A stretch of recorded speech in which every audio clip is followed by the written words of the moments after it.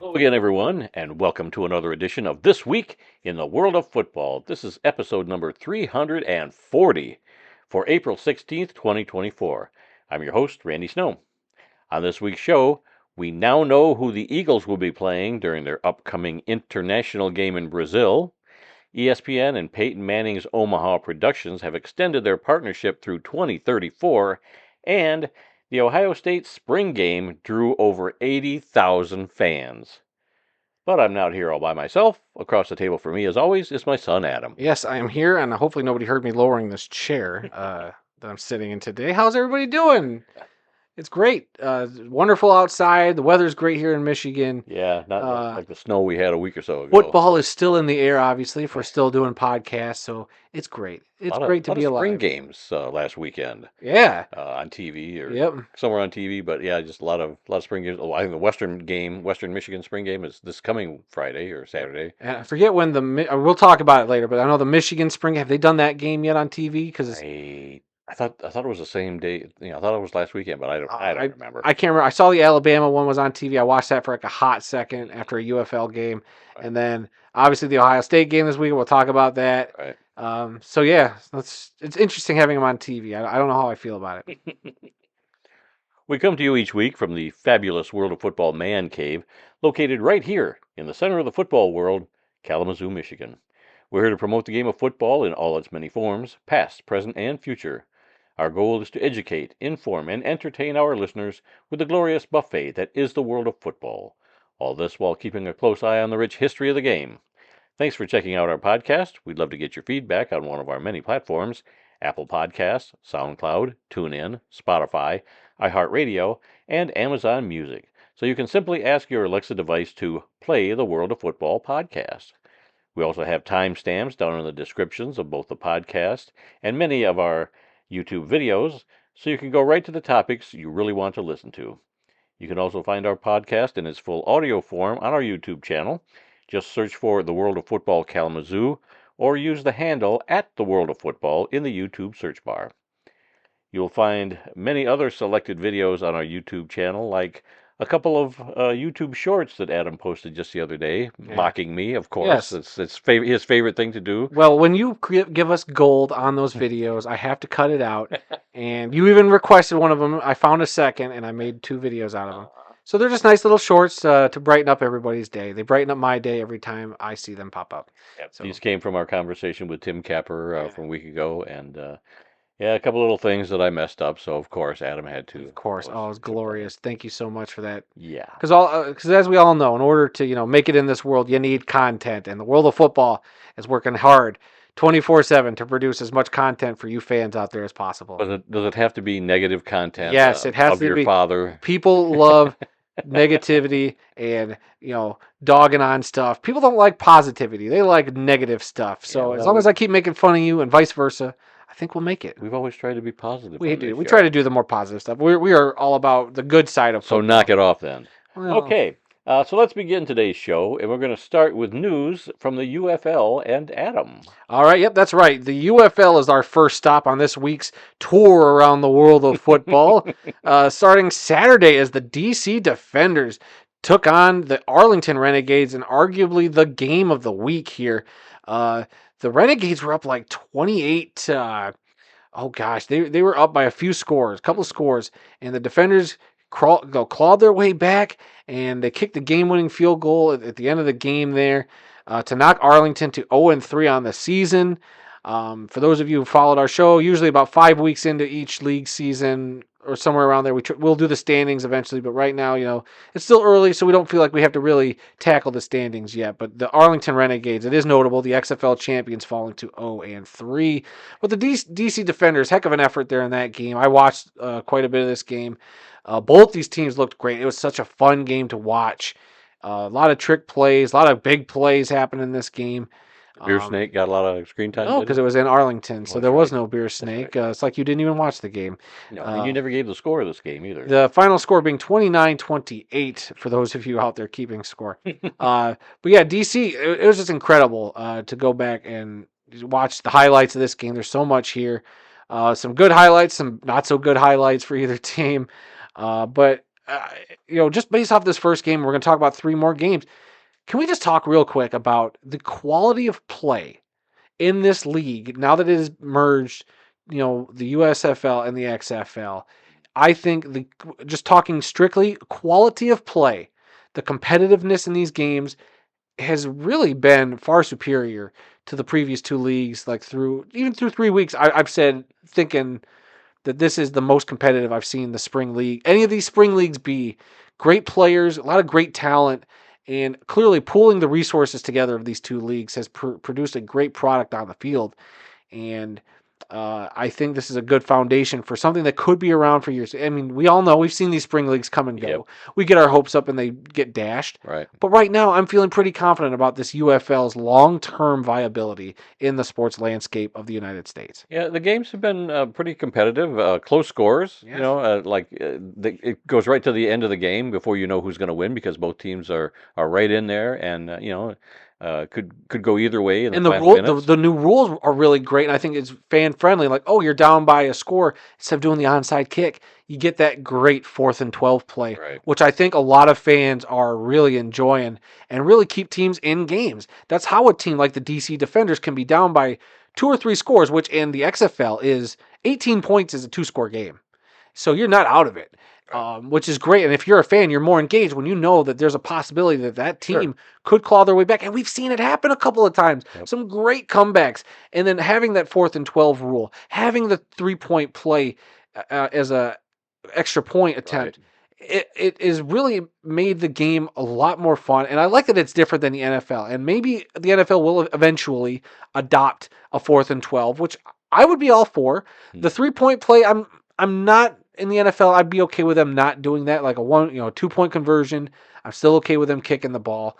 If they wanted to add a 3-point play, I don't know, maybe I'd get on board with it. And I'm liking it in this league. Right. I just hate taking the kicker out of it because I think the kicker, while people will say the kicking position is a lesser part of the game, I still think it's an important, fun, strategic element of professional football. Maybe they could add a drop kick for 4 points. Maybe something, but after one game, I think this league has shown that it's a lot of fun, and I think people would be really.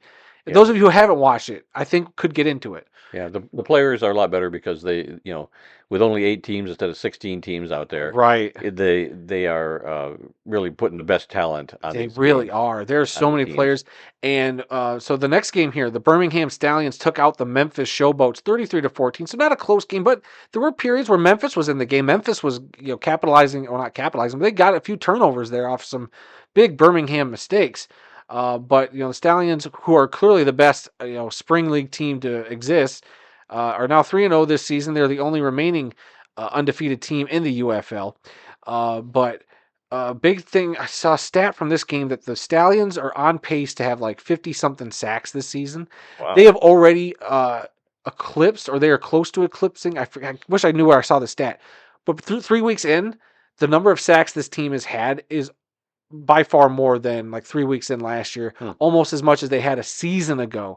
So they're on pace to have a crazy amount of sacks if that production continues. So this Birmingham Stallions team is stacked front to back. And they have been the last 3 years. Yes. I mean, they won the last 2 USFL championships, and now this year they're 3-0 going into week 4. So they look like the team to beat already. Yeah. So yeah, good for them. And the Showboats, had a little bit of, struggles in this game, but there's some elements where they could have capitalized on some turnovers. They just couldn't get it done. But when you're playing the best team in the spring leagues, to exist, hard to get by that.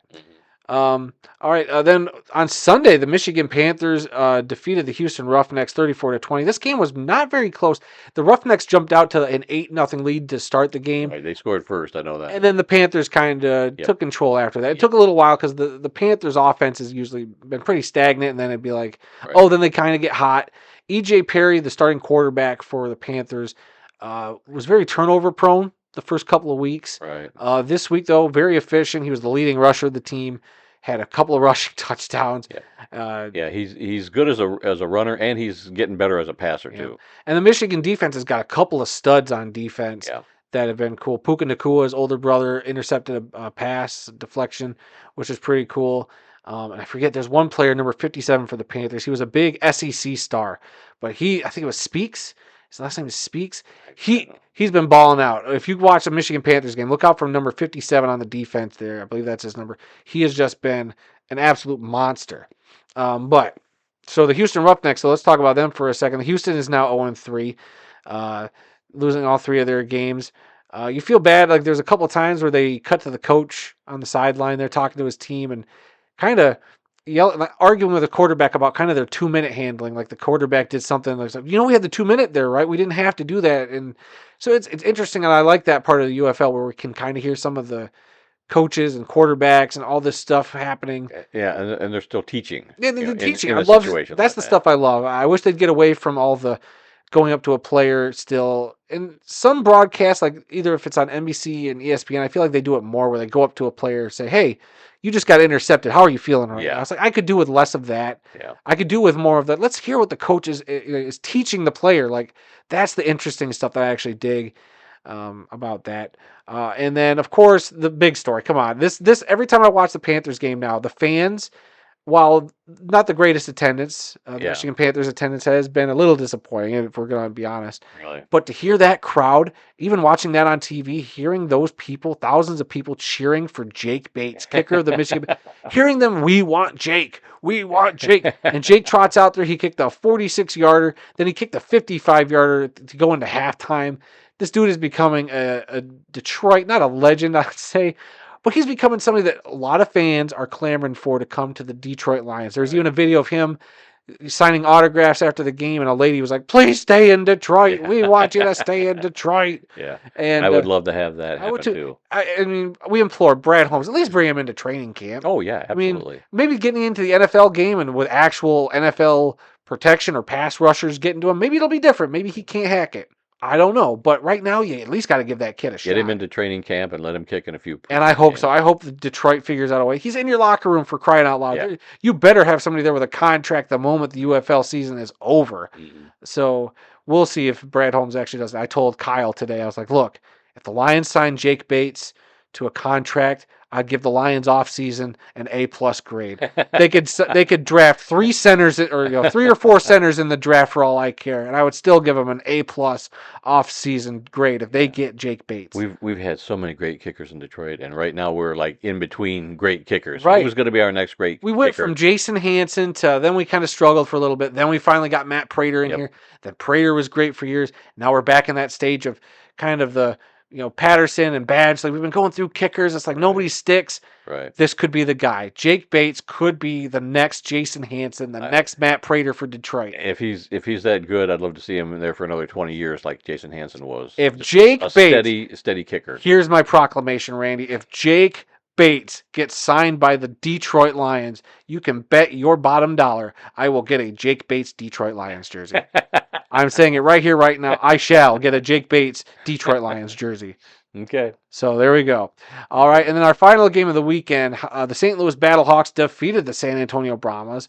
The score sounds great. 31-24 was the final scores. The Battlehawks got that win. But another sloppy game. Brahmas quarterback Chase Garbers, though, did also go down with a season-ending injury in the game. You hate to see it. But the Battlehawks, are a team that we all kind of... It was your second or your first team in the XFL. Now they're kind of your second team in the UFL after the Panthers. Yep. But all around a great, solid weekend of football for the UFL yet again. I'm very happy with the product on the field, as we talked about earlier. Any other thoughts from you before we drop in? We do have a news story from the UFL this week. No, go ahead and go right into the news. All right, our news story this week that came out. This kind of came out last week after we ended recording the show, but Brahma's kicker, Donald De La Haye, a.k.a. Destroying. He's a big YouTuber. He was trying to get into kicking in professional sports, so he got a tryout with the Brahmas, made it, and he was kind of a big story there for a couple weeks. But then last week on a kickoff return, he had a tackle on a kick return and kind of had an improper position when he was tackling because he ended up breaking his neck or having a severe neck injury that is going to prevent him from playing the rest of the season, which is a bit of a bummer. Because he was all gung ho. I'm not really familiar with his channel. I just know he is a big YouTube sensation. He's got a big following on all the social media platforms. But you hate to see it. I mean, the kid seemed like he was, trying to pursue his NFL dreams. And maybe this would have led to him getting a tryout with an NFL team. But you hate to see that, and I feel bad that we didn't talk about this last week because the news just came out after we got done recording Right. that Yeah. he was out for the year. We knew he had got hurt during the game, but we didn't know how severe. So a speedy recovery to him, and I hope he gets back out there kicking and pursuing that dream because, that's what this league's about. So Chances. all about chances. All right, and with that, we're going to throw it over to Randy, who's going to talk about the IFL. Yes, the Indoor Football League. It was week 5 last weekend. They had 2 games on Friday night. In the first game, it was the Massachusetts Pirates defeating the Iowa Barnstormers 54-29. And in the second game on Friday, it was the Las Vegas Nighthawks over the San Antonio Gunslingers 66-44. There was one game on Saturday. The Frisco Fighters defeated the Quad City Steamwheelers 54-37. Then there were 3 games on Sunday. The Tulsa Oilers defeated the Sioux Falls Storm 56-40. The San Diego Strike Force defeated the Arizona Rattlers 55-45, and the Bay Area Panthers defeated the Tucson Sugar Skulls 44-31. This left a few teams on bye that week: Duke City Gladiators, Jacksonville Sharks, Green Bay Blizzard, and the Northern Arizona Wranglers all on bye. Yeah, so I don't know about you. I don't know if you've been looking at the standings for the Indoor Football League. Not Um, yet. I'm trying to pull that up right now. Your internet's a little slow here, but I did want to mention a couple of surprises in the Indoor Football League. Like the Okay. Arizona Rattlers have lost a couple of games. Kind of a bit of a surprise. They're usually like the juggernaut. Yeah, they're having a down year this year. They just Yeah. they can't get it together for whatever reason. Could be a new stadium they're playing in. You think it's jinxing them? Do you think Yeah, I that's don't what's know. happening? I don't know, but for whatever reason, Arizona is not the same team they've been. Yeah, so like right now, we're gonna do standings starting permanently next week. So yeah, like right now the Arizona Rattlers are 1-3. Hmm. My big one that I'm pretty shocked by is the Sioux Falls Storm starting off 0-3 as Oh well. wow, yeah. That's been a bummer and a bit of a disappointment. I just a little surprised by that because Sioux Falls and Arizona are usually the two teams you could see there at the end of the year. But surprises. How about the San Diego Strike Force bouncing back this year? They're 3-0. Hmm. Right now, you have 1, 2, 3, 4, 5 undefeated teams in the league, and you have 1, 2, 3, 4, 5 winless teams Hmm. in the Indoor Football League. And like I said, next week I think we're going to start looking at maybe going through the standings now that we're going to be further into the season. And one story I wanted to add, I put it in the wrong section, but the Jacksonville Sharks owner uh, is they made a comment this week. They're in the in indoor football league. I accidentally put them in the National Okay. Arena League. I forgot that they moved. I didn't forget. I just put him in the wrong spot on the script. So the Jacksonville Sharks owner, Steve Karan, I'm not sure how you pronounce his last name, sent out a message to fans apologizing for the 0-3 start. They were National Arena League champions 3 times. They were hoping to come into the Indoor Football League and have success right away, but they're sitting at 0-3 right now, and they're just trying to reassure fans like, hey, we're in a state of transition. It's a new league, but don't get too down. They're still in it and all that, typical stuff you put out to your fan base to keep them showing up at your games, Sure. even if you don't really have that much hope. Sure. But I just wanted to throw that out there that they put that out there on social media as well. Okay. So, yep. So what is next? AIF scores. All right, we're going to tackle the AIF right now. On Friday night, we had the Columbus Lions defeat the Amarillo Venom 75-27. How about that? Man, I don't think a score could get any worse than that. Then Saturday night, the Harrisburg Stampede defeated the Maryland Eagles 84-0. Oh my God, am I reading that right? Yeah. This was an exhibition game pretty much because the Harrison Stampede is the AIF team. They played the Maryland Eagles. The Maryland Eagles are from a league called the American Arena League 2. Never heard of it. Yeah, I think I kind of heard of it, but until this week I never really, looked at who all was in that league or whatever. But yeah, it's out there. There used to be the American Arena League, the AAL, and I don't know if this was, like the AF2 to the AFL, or Right. if this is just a new version of the American Arena League. Ugh, I don't know, but yeah, that's where they're playing this year. interesting. So that was an exhibition game. And then Sunday, the Corpus Christi Tritons defeated the Cedar Rapids River Kings 58 to 38 to round out your AIF scores. Now back to Randy, who's going to tackle some National Arena League scores. Yes, this was also week 5 in the National Arena League. On Friday night, it was the Sioux City Bandits over the Colorado Spartans in a squeaker, 62 to 61. Wow, I bet you those fans had a good time at that game. Yeah, that was a heck of a game to be at. And then let's see, the Omaha Beef versus the Oklahoma Flying Aces was supposed to be played on Saturday, but it just had a scheduling conflict. I don't know exactly the details on that, but that game has been moved to May 24th Hmm. because of a scheduling conflict. I don't know if it was a scheduling conflict, obviously, with the arena. Um, Yeah, maybe they had the circus there for some reason. I don't yeah. know. But anyway, that game has been moved to May 24th. On Sunday, another team with an AAL2 team, the Carolina Cobras, defeated the Peach State Cats by the score of 48 to 12 in another exhibition game. See, I've that's heard interesting to me. I've heard of Like, the Peach State Cats before. They've been around for a while, yeah. but I guess they're in the AAL2 Now, what's now. interesting about that is so you go back to the AIF, who I believe doesn't have rebound nets, but they played an AAL2 team. Hmm, But then you go to the NAL, they play an AAL2 team, and this team has to come in and they got to deal with the fact that that's right. I didn't think Cobras are about that. playing with rebound nets. Yep. A fact that I really didn't think about till just this moment. So it's very interesting. And I actually did that night. I did pull up that game on YouTube. You know, they stream all their games. Hmm, I did pull that up for a hot second. And it was a pretty big blowout when I was watching. I was like, wow, I didn't realize because I'd never heard of the Peach State Cat, so I figured it was some sort of exhibition game. right. Yeah. So I didn't stick around too long. But yeah, I can't believe like this little league. So they're just playing whatever.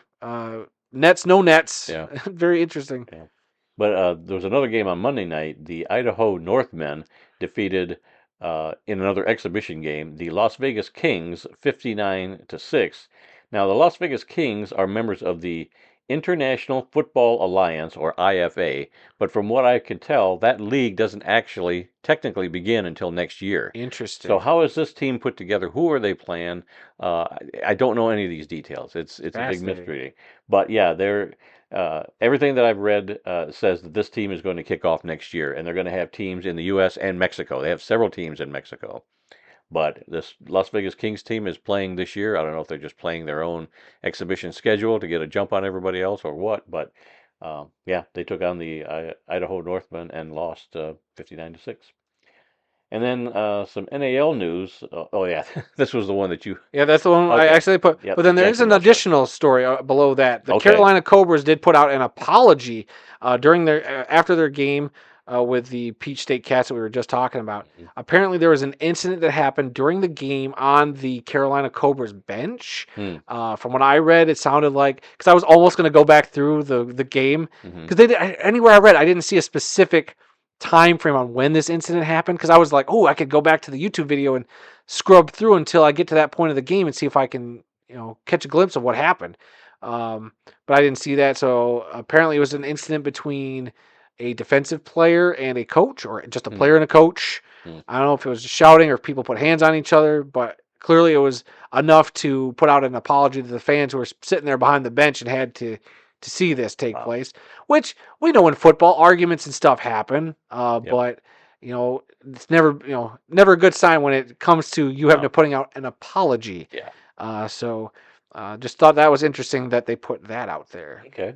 So Okay. You want to go do the LFA scores?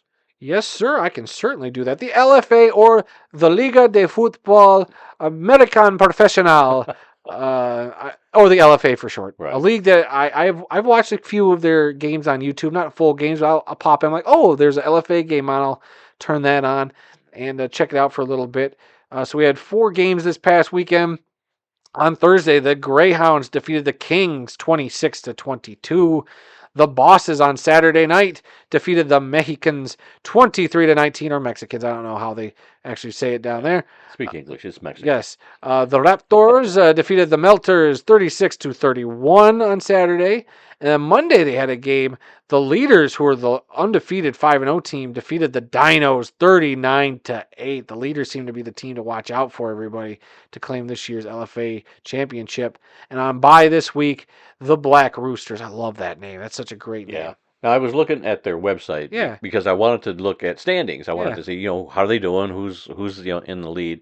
and right in the middle, they had a link for stats, and it was all like team and individual stats. There was no standings, and I clicked on something else. I don't even remember what the word was, but it made no sense that that would be where the standings would be found. It's right in the center. All they got several links. The one right in the center, I can't remember the word, but anyway, that's where I found the standings. And so the leaders are 5-0. Everybody else, there's no winless teams, so Mm. everybody else has at least won a game. But the leaders right now are the undefeated team in the league. Yeah. Like, look, their website, technology is great now. Like, we can have that website translated. It's not Sure, perfect. Clearly, it's not perfect.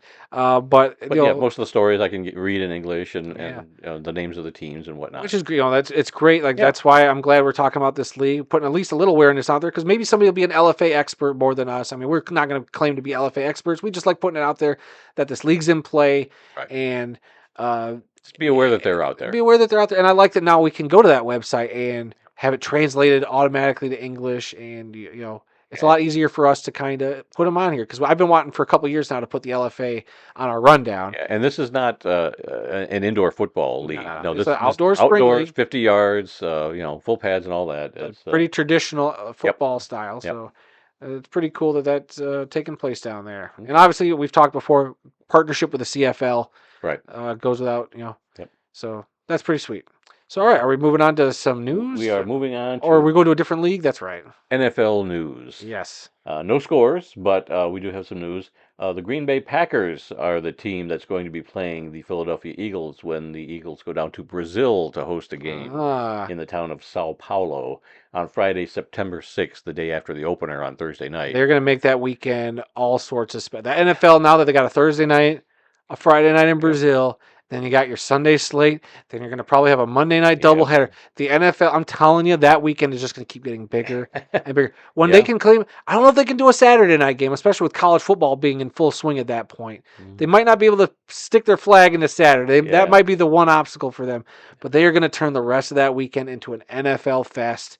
Yep. It's going to be Who knows if they're gonna? Maybe that Friday game becomes an international game every year. It could be. It could very That's well be. fascinating to me. But that also, so now with the Packers being announced, that kind of goes against kind of those early reports. Remember, we kind of talked about a while ago some ESPN Deportes reporters saying it was going to be the Dolphins Mm. that were going to be the team to play down there. And so when Yeah. they announced the Eagles, it was like, oh, is it Eagles Dolphins? Who who I knows what's going Who on knows? behind the Maybe scenes? stuff behind the scenes changed. Who Yeah. knows? I'm not saying that report was a lie, but I'm just saying we did say months ago that it was the Dolphins, and that did not turn out to be true.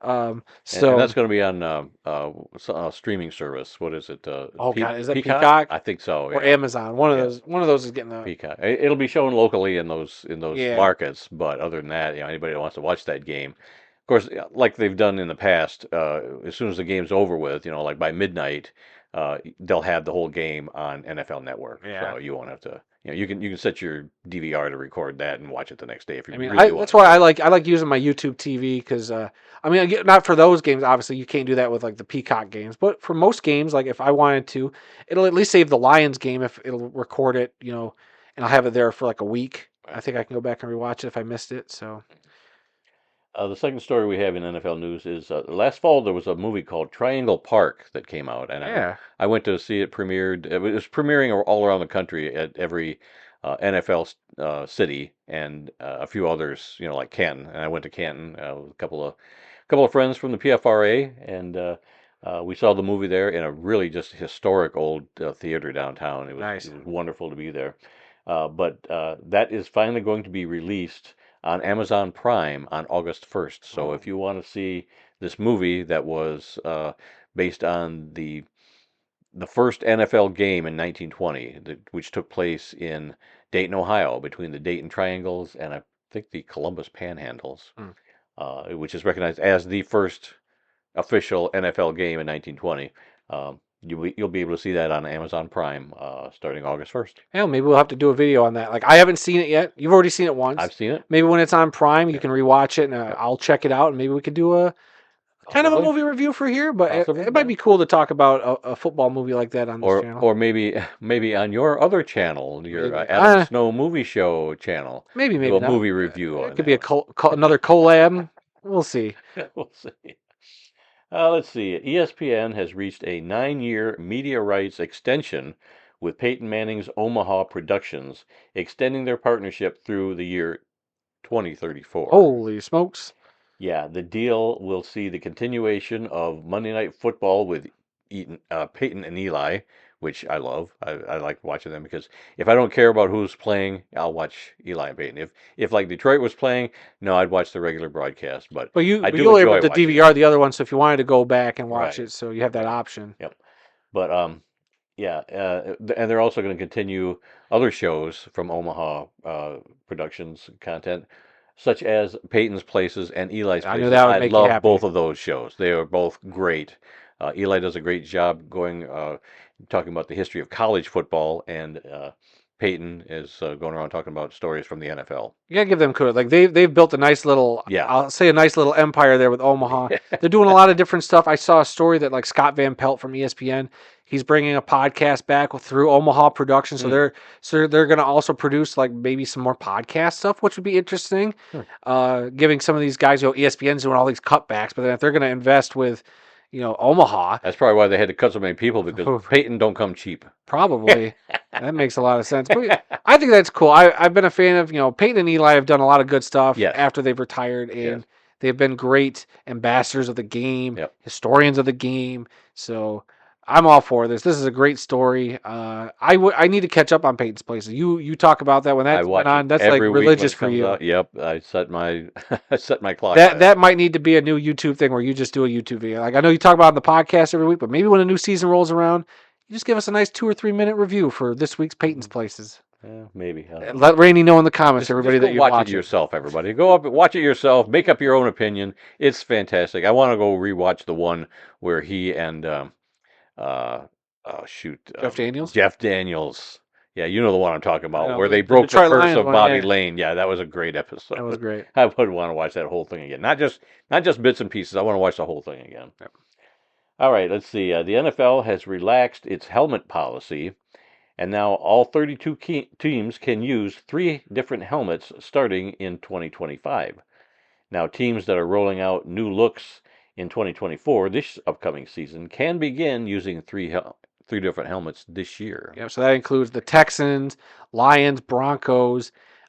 Jets. The Jets could, but I don't think I saw any. We'll talk about the Jets in a second. I don't think I saw any extra helmets there for the Jets. That's not saying they still can't be like, surprise, here's a brand new third helmet, but I think they just got the 2 helmets right now. But hey, I think this is great. This gives you a lot more flexibility. Obviously, that's more money in merchandising, which means now people are going to be paying for 3 mini helmets instead, Yeah. or now buying full size replicas of 3 helmets instead of the Yeah. 1 or 2. Really. But I like this. I like that, they keep it within reason. It's not like Oregon where they got 10 different helmet options. It's kind of 3 different interesting ones. Hopefully they can do different combinations to vary it up for their team's looks. And obviously it's another marketing thing, like I said. So I think this is all good. I've liked it. Like back when the Arena League was starting to do like 2 helmets for teams, I loved that. Like, 1 week the Soul was wearing their black helmets. The next week they got that powder blue. It's like, ooh, that's kind of cool. Mhm. One year, oh man, one of my favorite helmet redesigns, and we'll get back on track here in a second. I'm tangent. I'm going off on. Remember when the Cleveland Gladiators did a Cleveland Cavaliers jersey?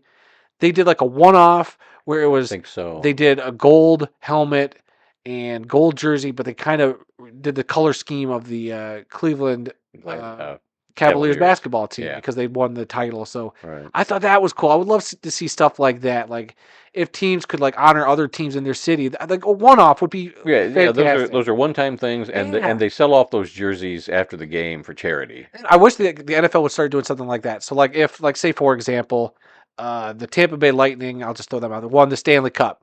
Let the Tampa Bay Buccaneers have a one game, that next season honoring another team in their city, which I think would work for the NFL. Come on, NFL, you're selling more jerseys and merch, but then you're also, helping that city and like other, they don't want to help other leagues, but Right. I think it'd be fun for like Tampa Bay fans to be like, oh, look at our cool black Buccaneers jerseys that kind of look like the Tampa Bay Lightning. Isn't that sweet? Or what if the Lions had a Red Wings jersey? I know you would hate that, but something like that, like a one-off, would just be fun. Yeah, they actually did wear red jerseys that They did. for a couple of years, but that's a sad story for another day. Oh, really? All right, let's get back on track. Sorry for derailing everything. All right, let's see. 8 new position-specific helmets have been approved by the NFL and the NFL Players Association. I See, didn't now this I hadn't heard. this was a new one on me also. Two of the new models featured or manufactured by Rydell are designed for quarterbacks, while 6 helmets are made for offensive and defensive linemen. See, I didn't know they had their own specific helmets based on their position. So, I mean, this is a good thing, I think. Quarterbacks now have 3 choices of helmets specifically designed for their position to help reduce the impact that can cause concussions. And these include the Vicus 02 Matrix quarterback, uh, which was introduced last year. The new models are Rydell's SpeedFlex Precision QB and the Axiom 3D Quarterback or QB. The, these names are so weird. The Vicus 02R Trench for the offensive and defensive linemen was the first position-specific helmet introduced in 2022. Overall, a record 12 new helmet models were approved by the NFL and the Players Union for the 2024 season. Hmm. I mean, I'm all for improved safety for everybody, but this was just news to me. I did not realize that different positions had different styles of helmet, based on the padding of where you're going to be hit and how hard you're going to be hit and this and I that. mean, that makes sense though. It I mean, does. It like does. you remember seeing I think the big notable player is Bosa, the defensive lineman for the uh, 49ers, and even George Kittle have like those really interestingly weird helmets that are got like that weird bump on the front of the helmet. Mm-hmm. So like we've seen some stuff. I don't know if that's the exact kind of helmets that they're talking about here, but we started to see some different helmets. But it makes sense that like if you're in a position like an offensive lineman and you're getting a lot more contact, your helmet Right. would be probably a little more tailored to what the type of impacts and plays that you're going to deal with on a frequent basis. Right. Yeah. You're getting hit by a guy that's a foot in front of you Yeah. every time. You're not going to be hit by a guy that's come running across the field and trying to take you out. Right. So their impact to their heads is a little bit different than Yeah. everybody else on the field. So yeah, but I just thought it was interesting. 12 new models have been approved for this upcoming year. Eagles wide receiver Devontae Smith signs a 3-year contract extension with the team through 2028. The deal is reportedly worth $75 million with, get this, $51 million guaranteed. Yeah, I mean, get your money, dude. I mean, the Heisman Trophy winner. I mean, that's what money goes for. That's these type of players are expensive Yeah, in the this league. guaranteed money, that just it kills me when I see something like that. 51 million guaranteed out of a $75 million True, contract. but when you're a player, I mean, I think it's a nice security blanket for them. I can't argue too much about that, but I do think it's funny, and I wanted to call you out that you put in a story like this week, about a player getting his money, but you didn't put in the fact last week. I can't believe it. I was kicking myself after our show last week that you didn't add the Stephon Diggs trade from last week. I just would be Who? reminiscent if we didn't Never talk heard about of that. him. Yeah, Stephon Diggs getting traded to the How much was Texans. his guaranteed money? I don't remember, See, but I'm only interested in the guaranteed I money get part. that, but I just feel like that was a big story. As a big player moving teams and going to the Texans. That was a last week thing, so I won't dwell on it. But I'm just saying, I wanted it on the record on this podcast, so if people are listening for historical purposes, Uh-huh. that we are aware that Stephon Diggs did get traded last Well, week. when you leave Randy me, just doesn't put it in the script all when the you time. leave me to do all the research for the show, then you get what I've That's what producers do, man. They make sure that their underlings go through and they do their job, and your job is to put the script together. My job is to show up, sound awesome, smart, and brilliant, and and carry make the fun of show. the job I've done. Yes. So you Okay. do know your Yeah, job. yeah. Let's see. The New York Jets. Oh, wait a minute. I skipped one here. Heinz Ward Yep, has we'll get been to the Jets. hired as by Arizona State University as a wide receivers coach.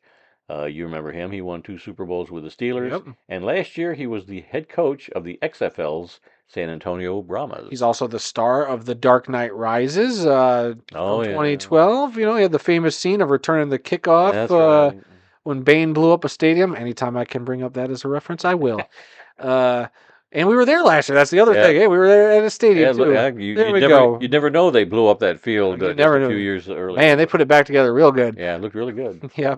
Wouldn't Well, good for him. they wouldn't let us walk on the grass. He just No. had to stay on the track. Oh yeah, because they're probably still working on it from when Bane blew it up 10 years before. Oh, But no, good for Heinz Ward.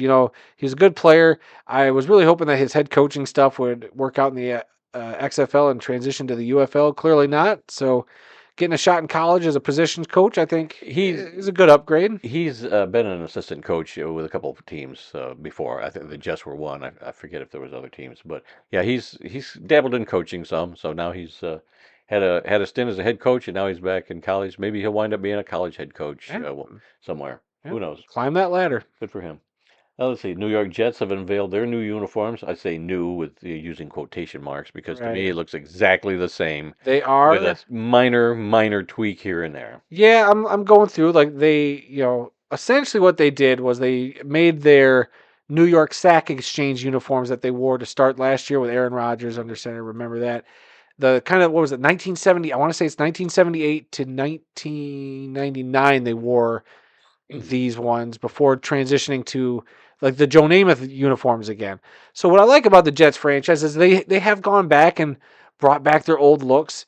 This is a look that I would consider the 90s look because this is the first Jets I remember Well, they're was just this calling look. it new and different so that it won't look the same on Aaron Rodgers when he comes out and this year gets injured after 3 plays instead of 4. Look, to me it's an upgrade over their last redesign where I hated that new logo they did. They got rid of I love those uniforms that they had before that. The Joe Namath era Yeah, looking that's uniform. that's the only That was great with the uniform white they should be helmet. wearing. But if they're going to go to this look, I like it. It's a very simple design, just a couple of shoulder stripes, nothing fancy. They are still keeping the black jerseys, but they're going to add the 2 stripes instead of the weird 1 stripe that they had that I just couldn't stand.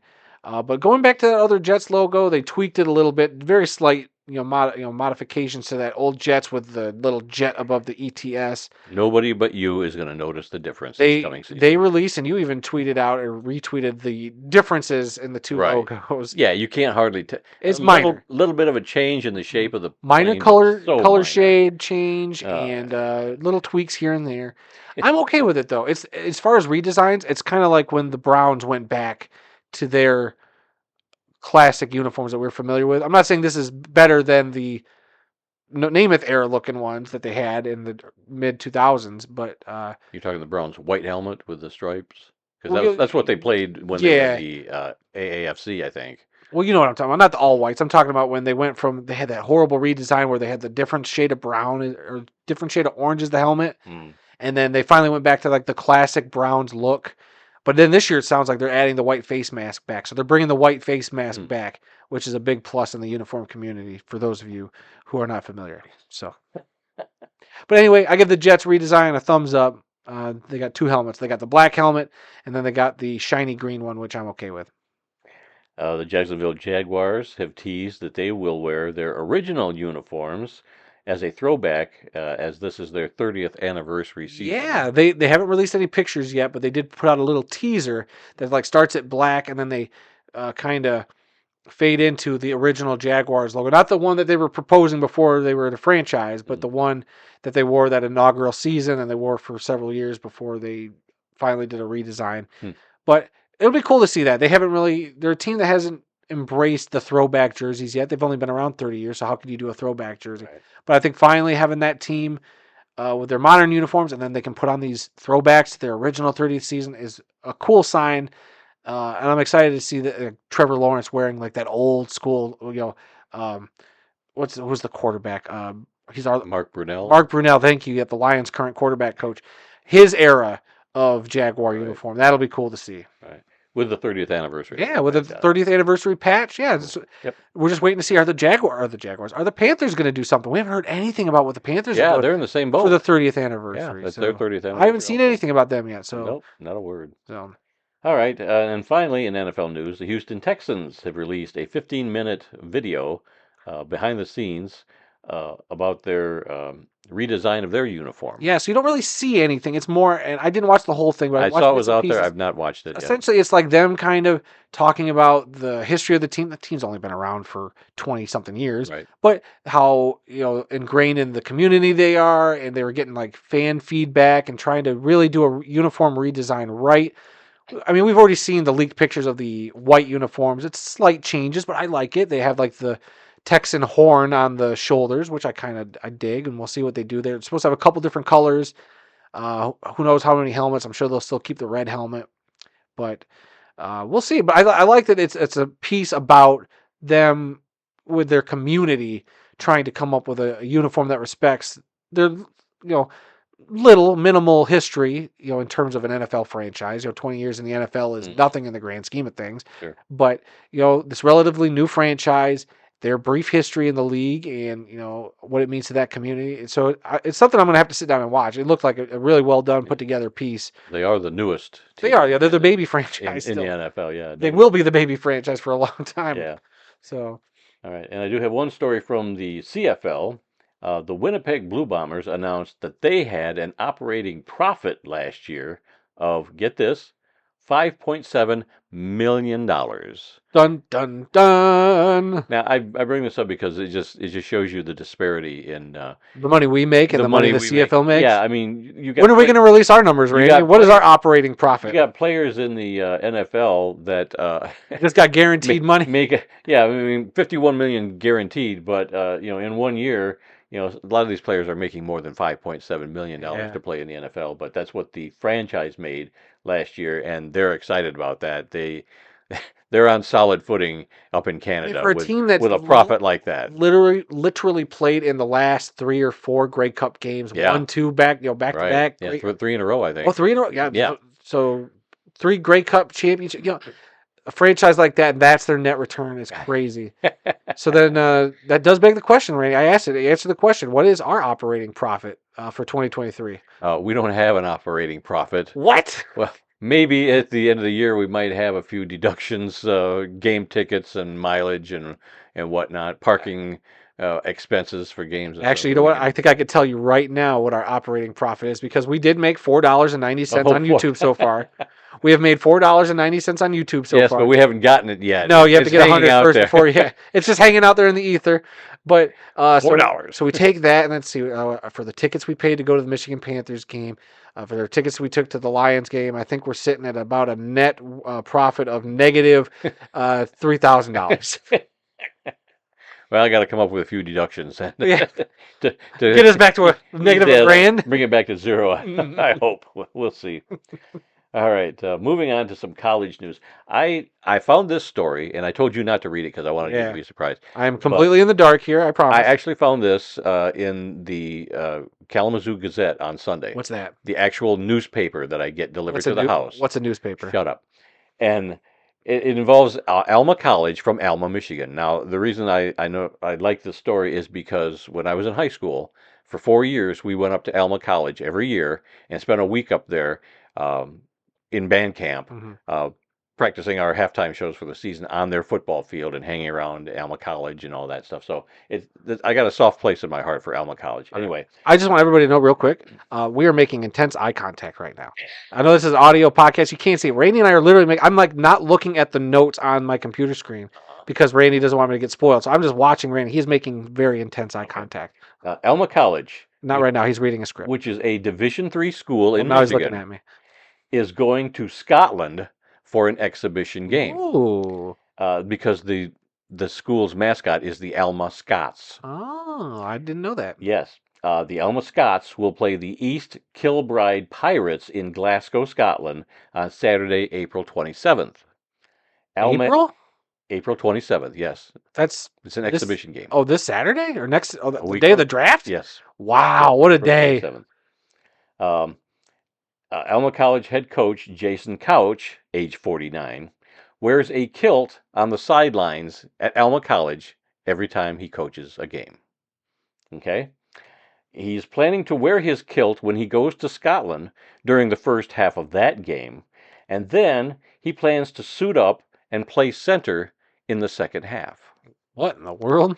The reason he's going to play center is because Couch was an All-American or All-Conference center back in 1996 when he was in college.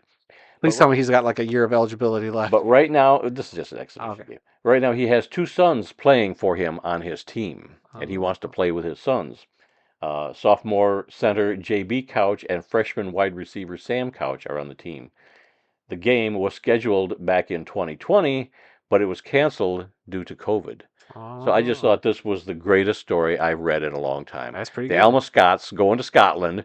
Coach wears a kilt on the sideline here in the States for every game. He's going to do that in Scotland, and they're going to he's going to suit up and Suit up and play play. Yeah, with his sons that's in pretty the sweet. second half. And from what I understand, the whoever these East Kilbride Pirates are, their season is going on right now. It must be like a spring league, Huh? but it's going to be their bye week, so that's how they're fitting in this game Interesting. with Alma Scots in Scotland. So Yeah. I just thought this was a fascinating little story, and because of the fact that I've been to Alma College and spent a week there every year for 4 years, it was just kind of cool.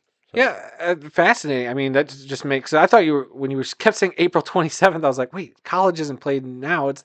I thought right, maybe you meant August. That's why I was like no, looking for no, clarification. But okay, that means April 27th is going to be a packed football day. That might go down in the history books as one of the greatest football days of all time. yeah, April 27th, 2024. Mark it because we got day 3 of the NFL draft. yeah, We got Arena Football League 3.0 kicking off that evening. yep. You got the Women's Football Alliance kicking off their 2024 campaign there as well. Now you add in this Alma College game that day. Absolutely nuts. I don't know if this is going to be on TV or if there'll be any YouTube You might be coverage able to of this stream it game. somewhere. I don't know, but this fascinates Hit me. us up, Alma College. We'd watch that. I mean, well, And we'll be on the road. We'll be in Detroit that day, and we but would not have this story if I didn't see it in the newspaper, the Sunday newspaper what's a that I was reading. newspaper? I still didn't get that answer. What's a newspaper? Give it up, son. Give it up. All right, other college news. The Ohio State spring game was played last Saturday. It was the first ever nationally televised spring game. Now, I know some of these spring games have been on TV before, Like ESPN2 or ESPN, yeah, whatever. yeah. But this was nationally televised on Fox. You couldn't if you have regular TV and you were watching Fox, you couldn't miss this game because it was nationally televised. And the crowd was reportedly 80,012 fans in attendance. And it did, from the pictures I saw, it did look pretty packed. I saw this game just for a minute or two, just enough to see that it was on. And I thought, oh, it's Ohio State. Turn the channel. But yeah, this is fascinating. Team Scarlet, which was the offensive team, defeated Team Gray, the defensive team, by the score of 34-33. And I guess they had certain rules where the score points, by interception or a return for touchdown and things like that. So they had rules set up just for the defense to score points, and it was a very close game. So very interesting. I'd never heard of a spring game set up quite like that, but I'm Yeah. sure it worked out fairly well based on the score. Yeah, I was trying to find like what the ratings were for something like that because I mean, Yeah, I if you're, haven't seen anything I'd with be very ratings. curious. I haven't seen anything. Oh, I'm gonna quickly look up when the Michigan spring game is supposed to be, um, but I'm not sure. I thought it was last week, but it's probably next week. Maybe it is because you do it back to back weeks. Um, okay, I think I found the article here. Uh, let's see. It'll be Saturday, April 20th. So this Saturday Okay. will be the Michigan Okay. spring game. So I'm sure we'll talk about that next week. I will be very curious. I'm very interested in what the ratings for something like this would be, especially after following up. Like I said, I'm pretty sure that came on right after a UFL game. Whatever UFL game I was watching, I think it was the Mm. uh, Defenders and Renegades game. I because I kind of dozed off at one point, and it was the spring game, and I was making fun of my Ohio State coworker that the Buckeyes couldn't even beat themselves. So 'cause I That's have no good. skin in that game, but That's I good. I like to take a shot when I can. Sure. Yeah. If he ends up listening, what up, dude? But no, so if this is a regular thing, and if it brings in decent ratings, I'm sure in the Ohio market, oh, if you weren't one of those Oh yeah. 80,000 fans that showed up, Oh yeah. you watched it on the TV and probably Sure. boosted that up, Couldn't and get a and then ticket to the probably game. everybody in the state of Michigan probably turned it off. But Yeah. I'd just be curious, like what kind of ratings is this going to pull in, or are people that football starved that they're like, maybe they won't watch UFL, but since it's any type of college on, those college football purists out there that'll be Right. like, I will watch spring football, but as long as it's the spring game for college teams, like Yeah. I'm just fascinated. Maybe that'll be something we could talk about next week Yeah. because there's nothing right now I can find. All right. And finally, in college news, the University of Michigan and the NCAA have reached a settlement for recruiting violations that occurred during the COVID-19 dead period. Now, you had a Hey, I had an big article long pulled up, article but about it. man, I was reading it out loud to you, and you were as So confused. confusing. You were as confused as I was reading it. Like Right. it just sounds like it happened during that dead period. The infamous he bought somebody a hamburger Right. type Yeah. He argument. wasn't supposed to be But there was a lot of stuff. talking to anybody, There and he was did. And coaches giving direct instruction to players. There were several little caveats to this story, but uh, I think a lot of people seeing that headline would be thinking that it has something to do with the sign stealing. They made sure and made clear it is not anything to do with the yeah, sign that's stealing. still yet to be They're still waiting on that, and there's still a evaluated. lot of stuff in the air with that. But But didn't you say on this particular settlement that the current head coach of Michigan is suspended for one game? I I think thought he was. that's what you I think for said. the last thing he was, because Harbaugh was suspended the 3 games. He might have been suspended 1 game. The current head coach, who was the offensive coordinator or offensive coach, some Oh, I thought he was suspended for the I first don't know. game of There this was a lot upcoming of season. confusion in this story. Yeah, because last year, they self-imposed themselves and suspended Harbaugh for the first Yeah, 3 games where they were playing, you know, a bunch of nuns from Sister Mary's convent and some other, yeah. If you want, I can read the first few. Do you want me to easy to read the beat first teams. couple paragraphs? I know we're getting up there Yeah, on time, but okay. Michigan will serve 3 years of NCAA probation. They will pay a fine and face recruiting restrictions after the university and 5 current and former football employees reached an agreement with the NCAA's enforcement staff on recruiting violations and coaching activities by non-coaching staff members, the NCAA announced Tuesday. Again, this is an article by Heather Dinich and Adam Rittenberg from ESPN.com or ESPN. I'm reading it from the app. The agreed upon penalties also include a 1-year show cause order for the participating individuals. I don't know what that means. no Show idea. cause. The portion of the case that involves former Michigan head coach Jim Harbaugh, who was hired by the Los Angeles Chargers in late January, will be considered separately by the Committee of Infractions, and then it will determine its full decision according to a release from the NCAA. There's more stuff here. It goes into the violating involving permissible in-person recruiting Right, contacts during COVID-19 dead period, right. impermissible tryouts, the program exceeding the number of allowed countable coaches when non-coaching staff members engaged in on and off the field coaching Blah blah activities. blah blah blah There's blah so much blah. stuff here. Yeah, you can see why we were confused reading it. But the bottom line is we don't Nope. know yet if the team is going to be Oh, prohibited from participating in postseason right. play. Which is why I think they're hoping that the Super League takes effect sooner rather Well, than later. it I know but it would be interesting. You leave the national champs out of the 12-team playoff. right. Would that happen? I don't know.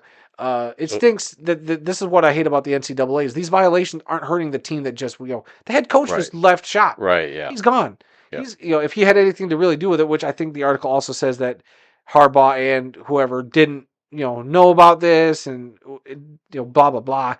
So who knows? But the university and the NCAA have agreed upon whatever terms. So But there's still more to be coming yeah, as far as the yes, 3-year probation. But what does that exactly mean? I'm sure that we'll Um, get that at a later date when they come up with the other stuff. yeah, So and the other one about the sign stealing. yeah, So that'll be the big one. more to know. Yeah, More to find out. that'll be the big one. All right. So that's it for college news. Let's move on to some Arena Football League news. Let's see. We got some more uniforms rolled out. Mainly just uniform. They've been rolling them out every Yeah, day. yeah. So This week it was the Minnesota Myth, the West Texas Desert Hawks, Salina Liberty, and just today, a little while ago, the Washington Wolfpack unveiled their uniforms. Out of those, which one do you think is the best? I got to give it to the Myth. Right now, we do know that a lot of the helmets that they're using, because it's mainly black and white helmets, so they're clearly just helmets they're doing for the promo images. Mm, So I'm not even going to bring the helmets into it. But uniform wise, I like the Myth. They at least went orange. They're right. not black. They're not blue like Right. every other team in the league. A Right lot now, of them, had black uniforms that they were, debuting. yeah. When you saw the first picture, it was a black uniform. Yeah, which that's what I'm saying. It's either you have a black uniform or you have a blue uniform. Luckily, the Myth have an orange uniform, so at La- least it's different. Last week was a lot of black uniforms. This week it was a couple of blue uniforms, two And or the three. eerily similar uniforms between the West Texas Desert Hawks and the Salina Liberty. Don't even get me Yeah. started. Seeing those side by side, Yeah. like what are we doing? Like it's the same pant style. It's like Right. Same stripes on the pants. and look, I get that the uniforms will not change the quality of play on the field. Don't get me wrong. But when I'm looking at them, like, how lazy are we that we're just giving them these templates and it's like they're going to look so eerily similar? Those two pictures that they had side by side of Salina and West Texas, Yeah. it almost looked like the exact same picture because the guy is standing in almost the exact same Oh, position. yeah, I made sure to grab the two pictures that looked exactly the same. They're just two different color blues, and The stripes are just slightly different on the shoulder. The number colors are I'm just different. saying, did they take one picture of a guy in an all white uniform and then just color it in No, it's it's it, it's probably the same guy in with different uniforms, but a paint or Microsoft Paint.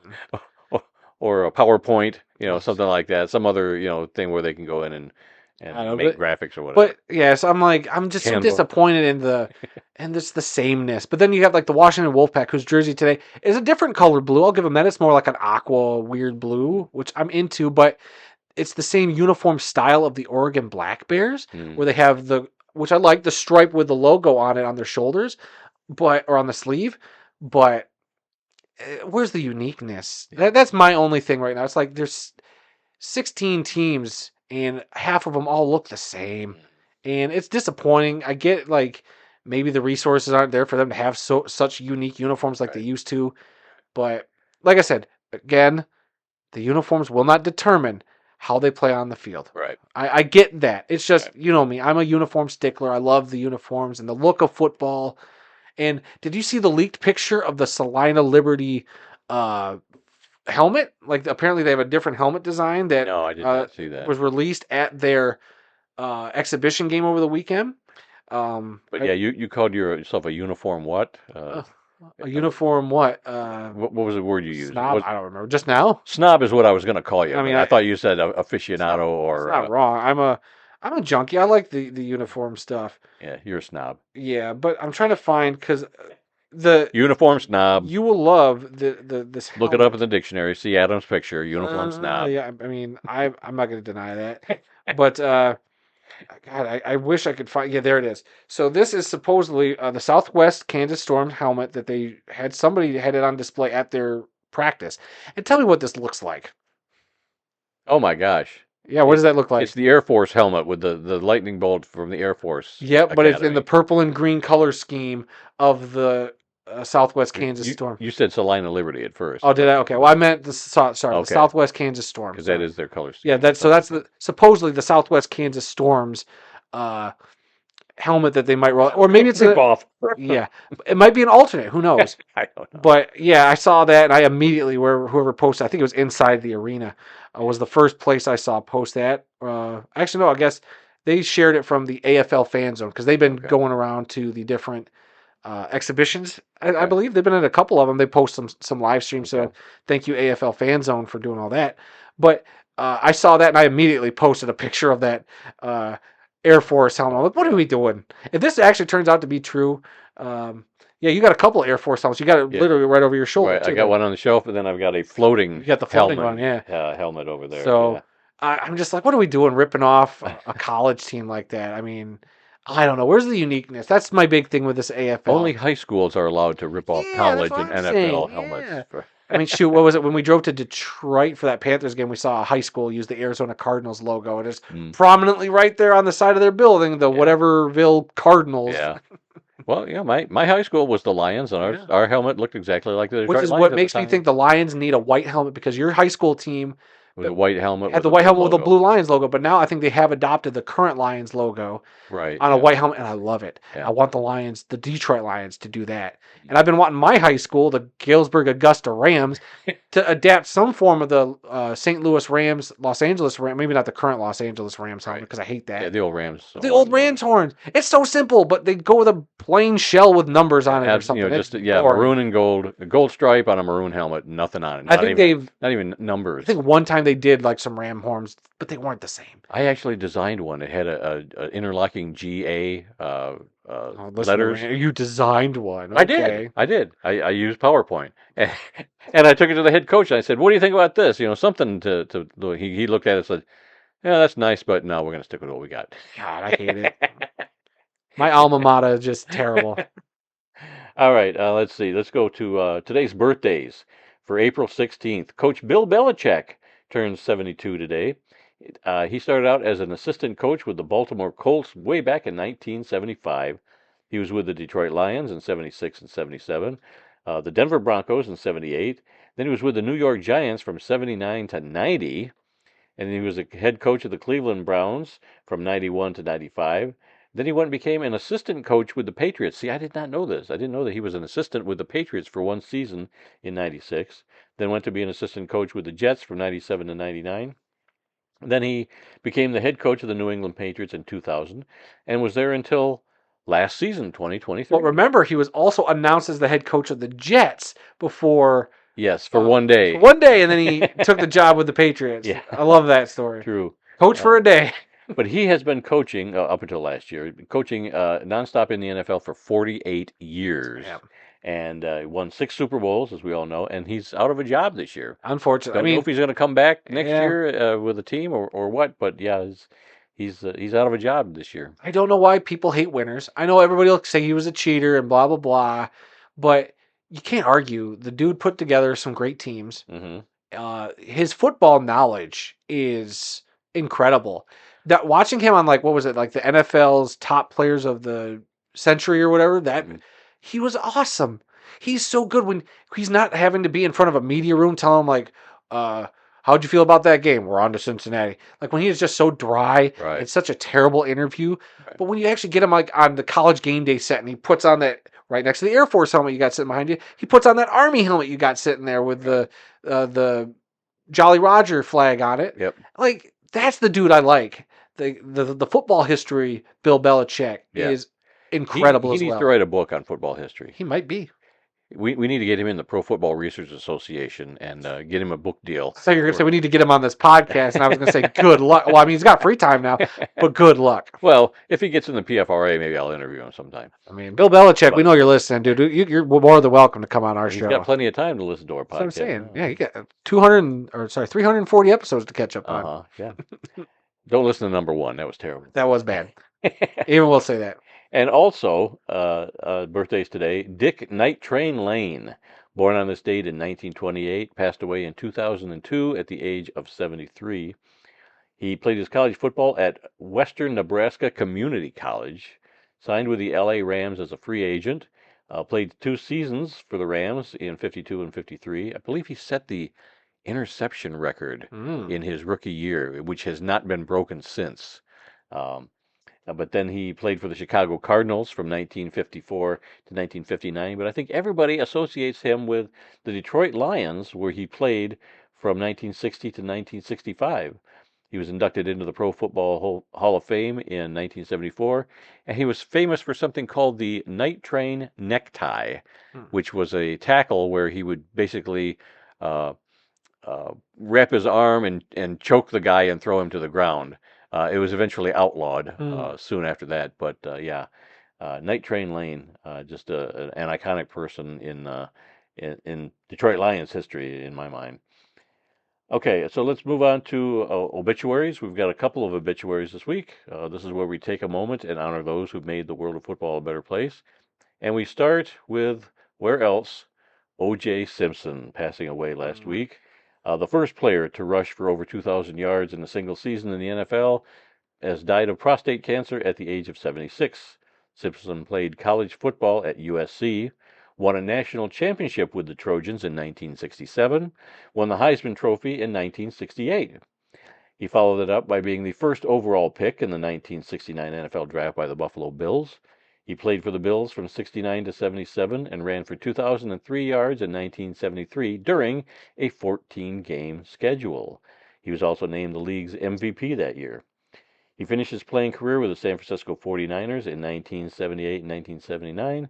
Simpson was inducted into the Pro Football Hall of Fame in 1985. And that's where the story takes a 180. I was wondering if you were even going to bring it up. Yeah. After football, he became an actor and did commercials. He appeared in the Naked Gun movies and a few others. Capricorn 1 comes to mind. His Hertz commercials I keep hearing about. Yep, his Hertz commercials. I remember seeing him on TV. You can catch all those on YouTube. He was just a very beloved person. People loved him because of what he did on the football field. They loved him for his commercials. It was so funny. His TV work, movie work. Naked. He was wonderful in the Naked Gun movies. I loved his character. But then it all kind of fell apart.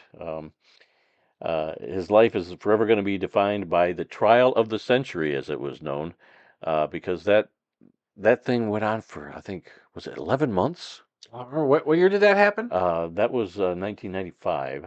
You don't remember any of that? Yeah, I don't remember any of that. I was 5 or 6 years old. Yep. But He was accused of killing his ex-wife, Nicole Brown Simpson, and her friend Ron Goldman in 1994. He was eventually acquitted of murder in 1995, but was later found guilty in a civil trial in 1997 of causing their deaths. He also spent 9 years in prison for armed robbery after he held up a sports memorabilia dealer in Las Vegas at gunpoint in 2007 and took items that he claimed were stolen from him. Mm, And I think I might have alluded to this last week, but uh, there was the infamous white Bronco chase through yeah. the streets of Los Angeles or on the highway. It was a slow, a slow chase. It was just this white Bronco. Al Cowlings was driving, and he was talking to the police on the cell phone, saying, "I've got OJ in the car," and supposedly he was laying down in the back with a gun at his head. Supposedly, that's Supposedly, that's what the story yeah. goes.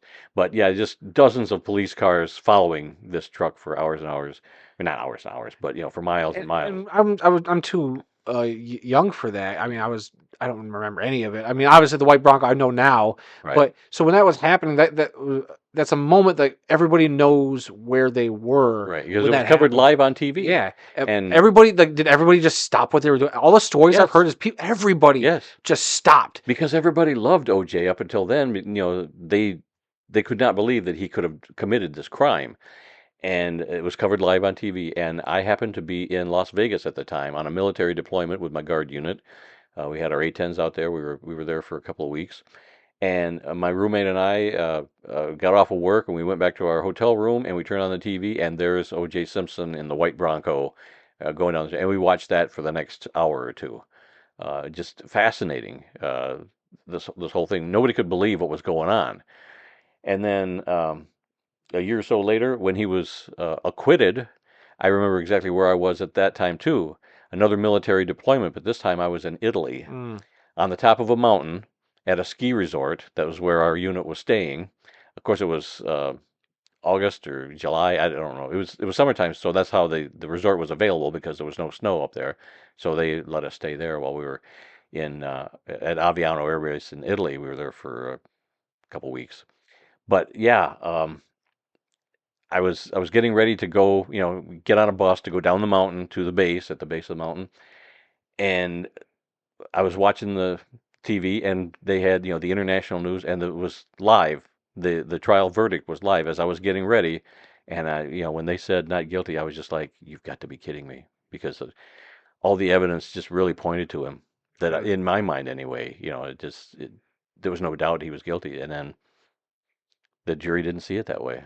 And wow, so, and once you're acquitted of a crime, you can't be tried for it ever again. So yeah, that's why the civil trial had to happen to say that yeah, you were involved in it, and but with a civil trial, there's no jail time involved. He was uh, he had to pay a fine of like $33 million, mm. and the family's hardly seen any of that over the years. And Ron, yeah, Ron Goldsman's didn't a family, story just come out today about how the OJ estate right? is gonna? Yeah, they're fighting it to they don't want any money from his estate going to the Goldman family. Mm, But even though that he still owes them millions for this, so I don't know.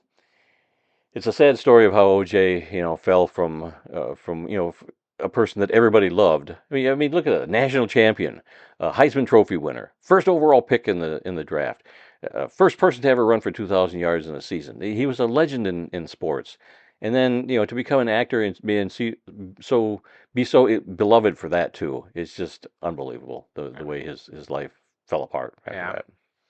But anyway, yeah, that's where I was when those two things yeah, happened. So let's move on. We got two others. I'll let yep. you read the next one. All right, yeah, give you a little bit of a break Yeah. on your tangent. All right, Eric Scott Severs, a tight end in the NFL for 10 seasons, has passed away of cancer at the age of 66.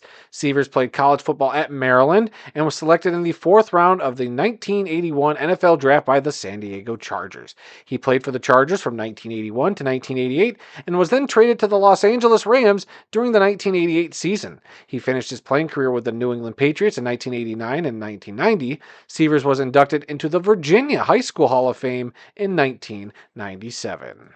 And our final obituary today is that of Steve Sloan, a longtime coach and administrator in college football, has died at the age of 79. Sloan played quarterback at Alabama and led the team to a national championship in 1965. He was also named MVP of the Orange Bowl that year. He was selected in the 11th round of the 1966 NFL Draft by the Atlanta Falcons. He played very little during his 2 seasons with the team in 1965 and 1966, so he then turned his attention to coaching. He began his coaching career as an assistant at Alabama, and he went on to be an assistant coach at Florida State and at Georgia Tech until he became the head coach at Vanderbilt from 1973 to 1974. He went on to be the head coach at Texas Tech from 75 to 77, Ole Miss from 78 to 82, and at Duke from 83 to 86. His last coaching position was as an assistant coach back at Vanderbilt in 1990. Sloan was also the athletic director at Alabama from 87 to 89, at North Texas from 91 to 93, at the University of Central Florida from 93 to 2002, and at Chattanooga from 2002 to 2006.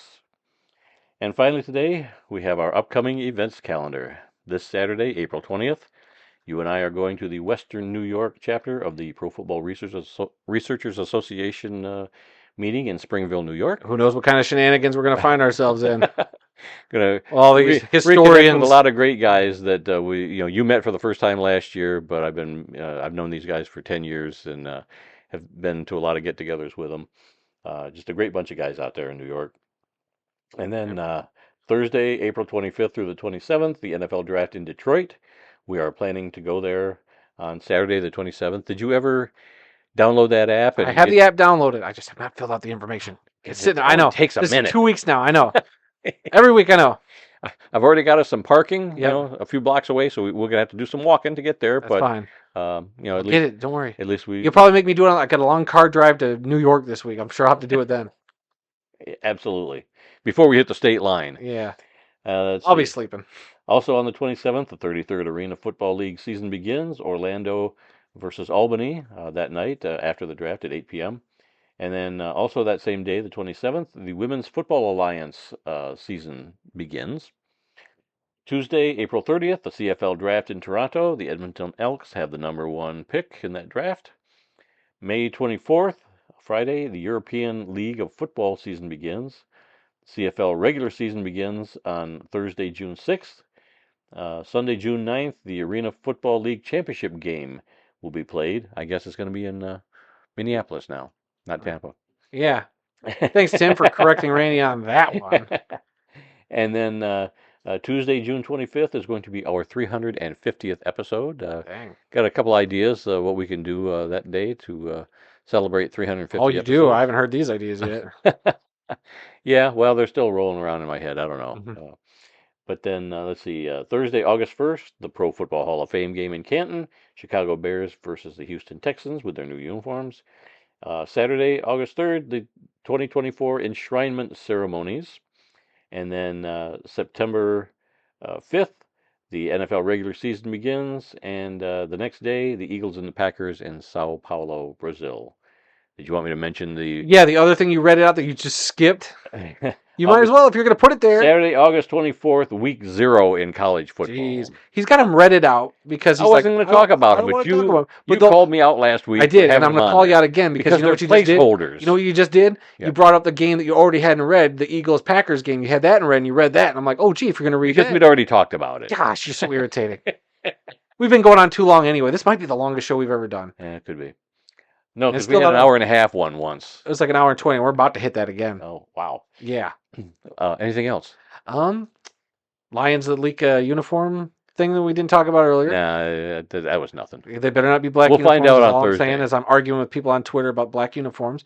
We'll see it for officially on We got a couple Thursday. days, but Yep. we might have to post a video or something like a short Yeah. of you reacting to the video or the uniforms. So we'll see. Okay. Other than that, I don't know. Yeah, if anybody's got stuff they'd like to hear on our 350th episode, I don't know. I don't know if we'll put clips together of some of our best bits. We don't really do that on our anniversary. For me right now, I'm thinking about we just got to try to get Aaron and Kyle in a room, get the whole group together at some point. If anybody listening has some ideas on what we could do to celebrate our 350th What episode, kind of ridiculous stunt can we make Randy do? Do we put him in a leather helmet and send him down the highway or something crazy No. to promote the podcast? Let us know. All right, well, that's all the time we've got for this week, thank goodness. If you learned something during this podcast about the incredible amount of diversity that exists in the world of football, then we have done our job. Visit our website at theworldoffootball.com for news, links, upcoming events, original articles, videos, and more. Our email address is info@theworldoffootball.com. You can follow the World of Football on Facebook, X, and Instagram, where the address for all three of those is TWOF Kalamazoo. New episodes of this podcast are posted on Tuesdays and are available on SoundCloud, Apple Podcasts, TuneIn, Spotify, iHeartRadio, and Amazon Music, so you can simply ask your Alexa device to play the World of Football podcast to hear us on whatever Alexa devices you may have. You can also find the full audio version of the show on our YouTube page. Just enter the World of Football Kalamazoo or use the handle at the World of Football in that YouTube search bar to find us. So please spread the word, subscribe, rate, review, give us a like, leave us a comment, let us know what you think, and please come be a part of the football conversation. We're almost to 800 subs on YouTube. Thank you so much for everybody, the newcomers that have kind of joined in the last couple of weeks. Yes. It's been great. I wonder if maybe for our 350th we do a video. Maybe that's where we start doing video podcasting. And we've given it a try before, but now I think we have we found a program that we like. Then we could start doing more, video podcasts. We could figure that part out. We'll see. If at least for that one episode, maybe alone, just to try it out right. again. Yeah, but like I said, if anybody's got some suggestions, things we could do or whatever, let us know. I'm thinking that's what we do. We hop on our video chat. You and me, we get Aaron on there at some point that day. Maybe we get Kyle. We get a 4-way conversation going and just have a nice World of Football family jammed podcast. Who knows? I hope this won't be like the conversations we have around the Thanksgiving table. They will be, Aaron's going to be, they'd be exactly like that. Okay. Where Aaron's got to squeeze in during the Thanksgiving Day prayer that the Lions win the game that day or the Lions go above 500 or make the playoffs. Yeah. Aaron's going to do something. And remember, folks, some people may love football more than we do, but nobody, and I mean nobody, loves more football than the two of us guys sitting right here in Kalamazoo. Until next time, when we'll try and do a better job. Yeah, right. I'm Randy Snell. And I'm sure whatever the Lions decide to do with their new uniforms in a couple of days, I will already have purchased my custom Adam Snow Lions jersey. And I'm sure we'll talk about that next week. That'll probably be a headline story, is the Lions' new uniforms. Yeah, I'm sure. Yeah. And of course, Kyle, we talked about. Kyle will probably do a Just Lion Around next week at some point. Oh, yeah. About the pre-draft and talk about Lions uniforms. So, yeah. So be on the look. I asked Kyle if he was putting that together, and he's like, I'll start working on it. It's his show. I was just asking him the question. So. All right. Well, we'll see you all next week.